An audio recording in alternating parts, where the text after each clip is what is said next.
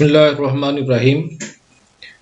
Number theory objective के लिहाज से ये हमारा सेकंड लेक्चर है। इस लेक्चर में हम बाइनोमियल थ्योरम और इंडक्शन के हवाले से जो multiple choice possible multiple choice हो सकते हैं वो उनको डिस्कस करेंगे। तो पहला मल्टीपल चॉइस है the statement 4 raised to power n greater than 3 raised to power n plus 4 is true when। ये चार ऑप्शन गिवन है। n की वैल्यू 0, n की value 1, n greater equals to 2 और डी ऑप्शन है n is any positive integer. सबसे पहले तो ये बात नोट करें कि इस तरह के जितने भी क्वेश्चंस होंगे आपने जस्ट इंस्पेक्शन मेथड इस पे अप्लाई करना है। 1 बाई 1 वैल्यू पुट करनी है, जिससे आंसर सेटिस्फाई हो जाए वही उसका आंसर होगा। फॉर एग्जाम्पल अगर मैं n की वैल्यू 0 पुट करता हूं यहां पे, तो 4 raised to power 0 greater than 3 raised to power 0 plus 4 raised to power 0 1 के बराबर, 1 greater than 3 raised to power 0 1 plus 4 ये 5 बन जाएगा और 1 5 से ग्रेटर नहीं होता, लिहाजा ये स्टेटमेंट रॉन्ग है। n की वैल्यू 0 नहीं हो सकती। n की वैल्यू क्या 1 हो सकती है? n की वैल्यू 1 पुट करके चेक करें आंसर। 4 की पावर 1 पुट करेंगे तो ये 4 हो जाएगा।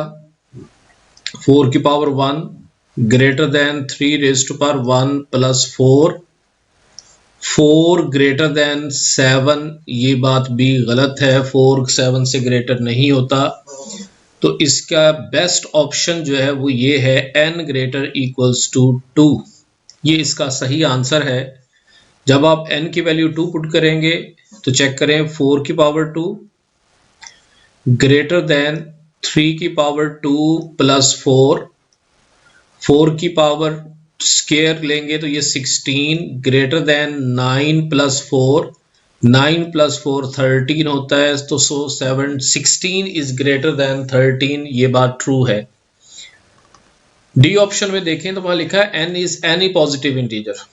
जब आप n एनी पॉजिटिव इंटीजर लेंगे तो उसमें n 1 भी होगा 2 भी होगा, और अभी हमने देखा कि जब n की वैल्यू 1 है तो ये स्टेटमेंट जो है वो ट्रू नहीं रहती। सो इसका आंसर जो है वो सी ऑप्शन इसका सही आंसर है।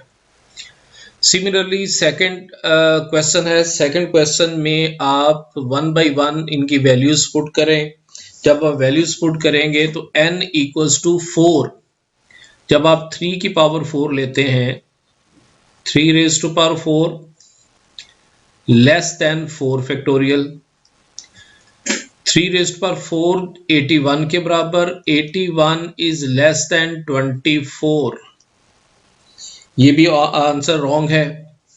जब आप n की वैल्यू 6 लेते हैं तो 3 रेज टू पावर 6 कैलकुलेट करेंगे तो ये बनेगा 729 और ये लेस होगा 7 factorial which is equals to 864। और ये बात ट्रू है कि जब n की वैल्यू 6 हो तो ये बात सही है। अब डी ऑप्शन है जब n ग्रेटर देन 6 हो। ग्रेटर देन 6 मीन अगर n की वैल्यू 7 हो 8 हो 9 हो, जब ये वाली वैल्यू जब ये स्टेटमेंट n इक्वल्स टू 6 के लिए ट्रू है तो n इक्वल्स टू 7 के लिए भी ट्रू होगी, 8 के लिए भी ट्रू है। सी ऑप्शन भी सही है और डी ऑप्शन भी सही है। अब इन दोनों में हमने बेस्ट ऑप्शन को यूज करना है। जो आंसर होता है वो बेस्ट ऑफ द बेस्ट होता है। यहाँ बेस्ट ऑफ द बेस्ट जो है वो ऑप्शन डी है, तो सही आंसर इसका बना डी। क्वेश्चन 3 अब ये बाइनोमियल थ्योरम से related question. The general term of the binomial expansion a plus x raise to power n, इसकी जो जनरल टर्म है ये बी ऑप्शन इसकी सही है। n r कॉम्बिनेशन होगा, इसको यूं भी लिख सकते हैं CNR a raise to power n minus r b raise to power x raise to power r।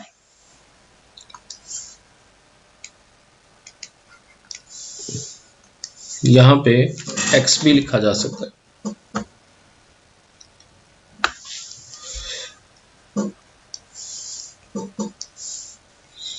n minus are और ये एक्स आर, तो ये इसका करेक्ट आंसर है। Question 4, the number of terms in the expansion of a plus b raise to power n, जितना exponent होगा उससे एक ज्यादा नंबर ऑफ टर्म्स होंगी। इस एक्सपेंशन में जो एक्सपोनेंट है वो n है, so number of terms n में एक ऐड कर दे तो बी ऑप्शन इसका सही आंसर है।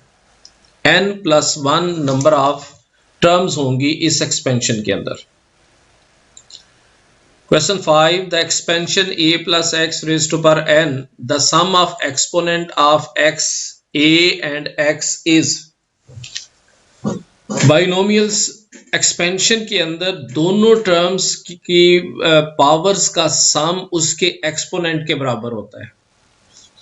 आप इस एक्सपेंशन में देखें तो इस एक्सपेंशन में जो पावर है वो n है, लिहाजा किसी भी टर्म के अंदर a और x की पावर्स का सम इसी एक्सपोनेंट के बराबर होगा, यानी n ही के बराबर होगा। ऑप्शन नंबर ए सही आंसर है। Question 6, in the expansion of a plus x raise to power n the exponent of a is. जो a का एक्सपोनेंट है a यहां पे फर्स्ट टर्म के तौर पे आ रहा है, लिहाजा इसकी हाईएस्ट पावर जो n होगी और उसके बाद हर टर्म के अंदर एक पावर जो है वो कम होती चली जाएगी। तो correct answer is decreases from n to 0। सबसे बड़ी पावर इसकी n होगी और लास्ट टर्म में a जो है वो खत्म हो जाएगा, उसकी पावर 0 बन जाएगी। Question number 7, the middle term in the expansion of a plus b raised to power n is r। Middle term calculate करने की दो इसके फार्मूले हैं जी, दो केस बनते हैं। पहला केस उस सूरत में है कि अगर n इज इवन, अगर एक्सपोनेंट इवन हो तो मिडल टर्म का जो फार्मूला बनता है वो है n/2 प्लस 1। और अगर एक्सपोनेंट इवन ना हो बल्कि ऑड हो, जैसा कि इस क्वेश्चन के अंदर है, यहाँ पे 11 है, तो फिर इसकी दो मिडिल टर्म्स होंगी। एक फार्मूला होगा n प्लस 1/2 और दूसरी टर्म आएगी n प्लस 3/2। n की जगह पे अगर आप 11 पुट करें तो 11 प्लस 1/2, 11 प्लस 3/2, 11 प्लस 1/2 6 बन जाएगा और 11 plus 3 14, 14 divided by 2 7। So answer is C option. छठी और सातवीं टर्म्स जो हैं ये इसका आंसर, इसकी मिडिल टर्म्स बन जाएंगी। Question number 8, for what value of n square minus n plus 41 is a composite number. जब आप n की जगह पे 7 पुट करेंगे तब भी ये प्राइम नंबर, n की जगह पे 3 पुट करें, 29 पुट करें तो ये नंबर जो है वो प्राइम नंबर ही रहेगा। लेकिन जैसे ही आप 41 पुट करेंगे, देखें जरा आप 41 का स्क्वायर माइनस 41 प्लस 41, अब 41 से कट गया तो ये 41 का स्क्वायर रह गया। अब 41 का स्क्वायर प्राइम नंबर नहीं है बल्कि ये कंपोजिट है। So when the value of n is 41 the given number will become composite.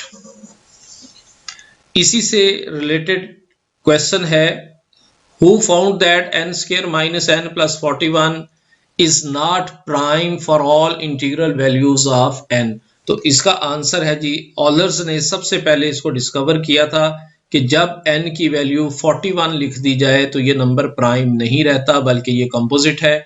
लिहाजा ये रूल बन गया कि n square minus n plus 41 जो है ये हमेशा प्राइम नहीं रहता।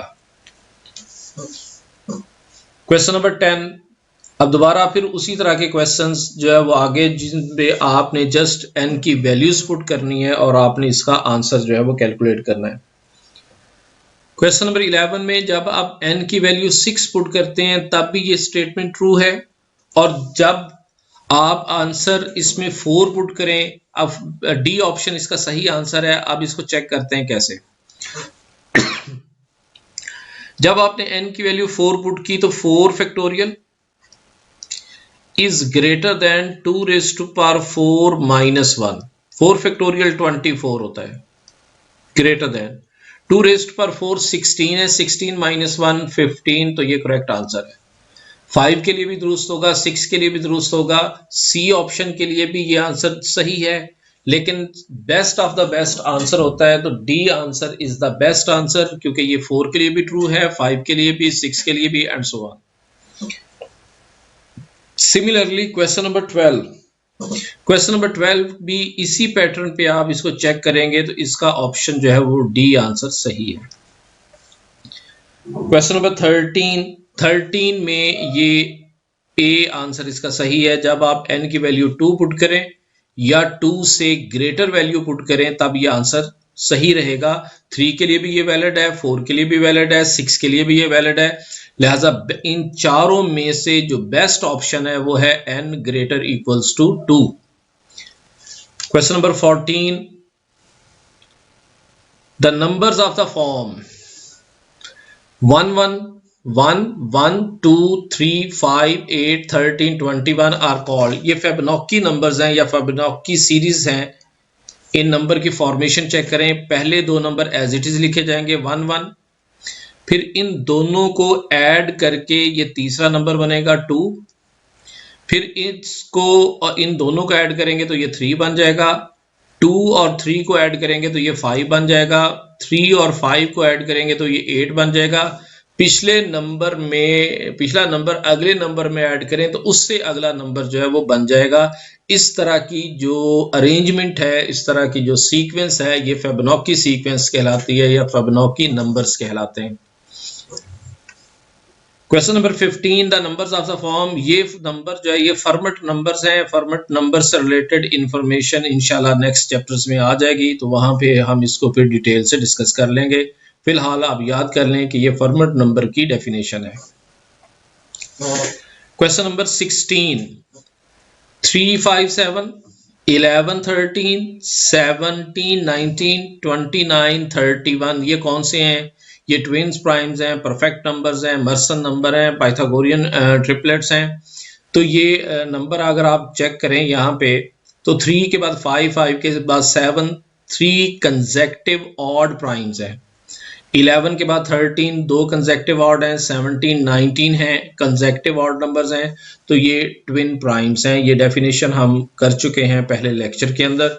अगर आपने पहला लेक्चर नहीं देखा तो वहां पे ट्विन प्राइम्स की डेफिनेशन आप देख सकते हैं। क्वेश्चन नंबर 17 जो कि लास्ट क्वेश्चन है आज के लेक्चर का। नंबर्स हैं 3 7 11 15 19। ये कौन से नंबर हैं? ये ट्विन प्राइम्स नहीं है, क्योंकि 3 7 अगर ये ट्विन प्राइम्स होते तो इनके दरमियान में 5 होना चाहिए था। 11 के बाद 13 आना चाहिए था और ट्विन्स प्राइम के अंदर 15 को नहीं होना चाहिए था। फिर 17 भी इसमें मिस है। परफेक्ट नंबर ये भी आगे चल के डिस्कस करेंगे, ये परफेक्ट नंबर भी नहीं है। पाइथागोरियन ट्रिपलेट्स, ये पाइथागोरियन ट्रिपलेट्स भी नहीं है। पाइथागोरियन ट्रिपलेट्स के हवाले से हम लेक्चर नंबर 1 में डिस्कस कर चुके हैं, आप वो लेक्चर देख सकते हैं। अगर आप गौर करें तो ये नंबर ऐसे हैं कि जब आप इनको 4 पे डिवाइड करते हैं तो रिमाइंडर 3 आता है। मसलन 3 को जब आप 4 पे डिवाइड करेंगे तो रिमाइंडर ये देखें 3 डिवाइडेड बाई 4, 0 से मल्टीप्लाई 0 और 3 रिमाइंडर 3 आ गया। 7 को आप डिवाइड करें, 7 को डिवाइड करें 4 पे तो रिमाइंडर 3। तो ये ऐसे नंबर्स हैं जब आप इनको 4 पे डिवाइड करते हैं तो रिमाइंडर 3 बचता है। तो मैथमेटिक्स की लैंग्वेज में हम इसको कहते हैं कि these number are congruent to 3 mod 4। तो ये इसका करेक्ट आंसर है। Thank you very much.